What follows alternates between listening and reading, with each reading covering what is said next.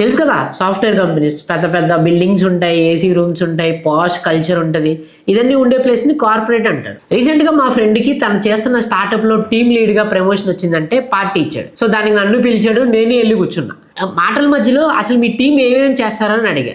వాడు చెప్పిన సమాధానానికి నా మైండ్ ఫక్ అయిపోయింది. ఆన్సర్ విన్నాక నేను వాళ్ళు ఒక సైకోటిక్ బిహేవియర్ ని అబ్జర్వ్ చేశాను. వాడు అన్న ఆన్సర్ ఏంటో తెలుసా, మా టీంలో నేనేరా హయ్యర్ క్యాస్ట్ అండి అని. నాకు తెలిసినంత వరకు ఒక పర్సన్ ని జడ్జ్ చేసేటప్పుడు వాడి థాట్ ప్రాసెస్ ఏంటి, వాడుకున్న నాలెడ్జ్ ఏంటి, లేదా వాడికి వచ్చిన స్కిల్ ఏంటి బట్టే జడ్జ్ చేయాలి, కానీ ఇలా క్యాస్ట్ చూసి కూడా జడ్జ్ చేస్తారని వాడికి ఒక క్వశ్చన్ వేసాను. అవా నేను ఒక్కనే కాదు, అసలు కార్పొరేట్ కల్చరే ఇలా ఉంటుంది. నువ్వు ఎవరినైనా చూడు, హెచ్ఆర్ని కానీ, టీమ్ లీడ్ని కానీ, మేనేజర్ని కానీ, వీళ్ళందరూ హయ్యర్ క్యాస్ట్ వాళ్ళు ఉంటారు.